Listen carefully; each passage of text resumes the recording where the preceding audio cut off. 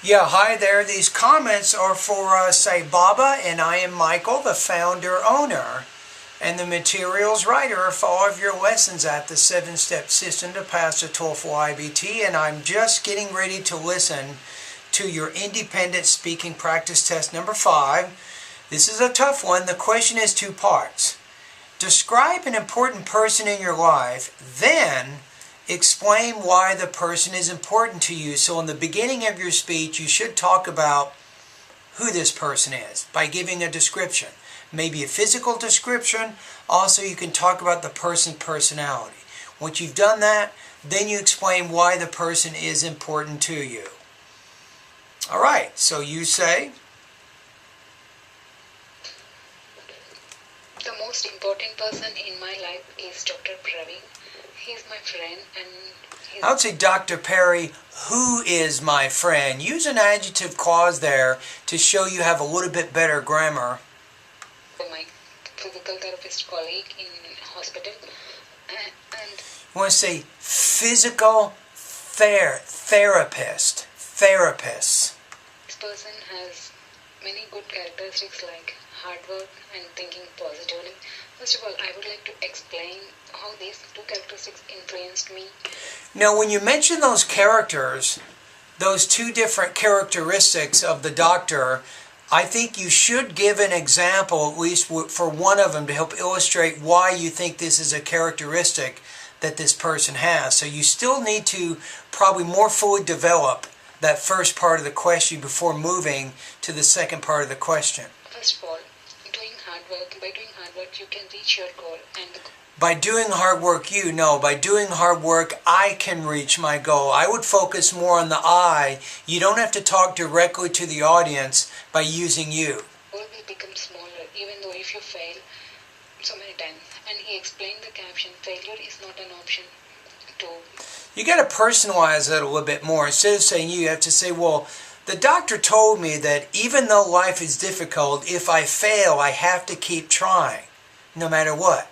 So frame it where what you're saying relates to you and it helps demonstrate the interaction that you have with the doctor. Reduce your work. And the second reason is to think positively and achieve your. To think positively. The P you need to pronounce with a little bit more air. And achieve your goal. If you think positively of the negative things, you can gain confidence and even gain happiness. This costs nothing.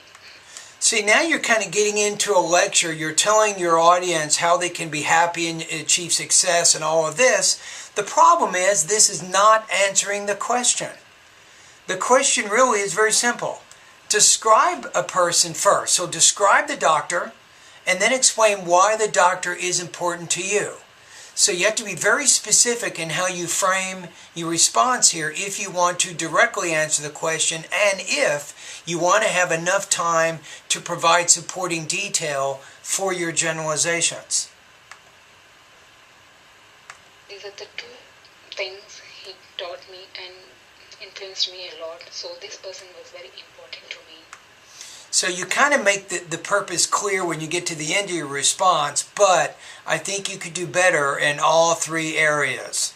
First of all, with your delivery, you want to pronounce your P's, I think, with more air. You want to pronounce your T and your D consonants with more air. You want to make sure when you pronounce your oo, ooh, you have to pronounce that with a longer vowel sound. So you definitely have a lot of intelligibility issues that you need to keep solving. Language use, overall, the main thing is the shifting.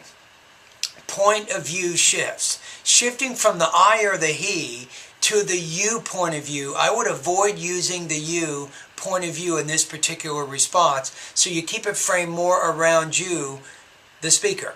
That way you're saying, well, I think that this person is important to me because he once told me that if I have difficulties, I should not keep trying. You see what I'm saying? Kind of relate it like that. Topic development, I don't think you really clearly answered both parts of the question explicitly and with sufficient detail.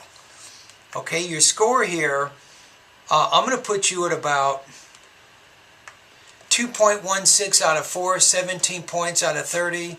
on this particular practice test. So you want to do a better job directly addressing the task, focusing around the task. Try not to say too many things, so then you can give examples for the reasons that you provide. So my advice would be this: explain the doctor first, showing me what he looks like, how tall is he, what kinds of clothes does he wear. So tell us physically what he looks like, and then also you can describe his personality briefly. And then you can go on and talk about why he's important to you by just giving one reason plus one example. That will be 45 seconds right there, and you have exactly answered this question.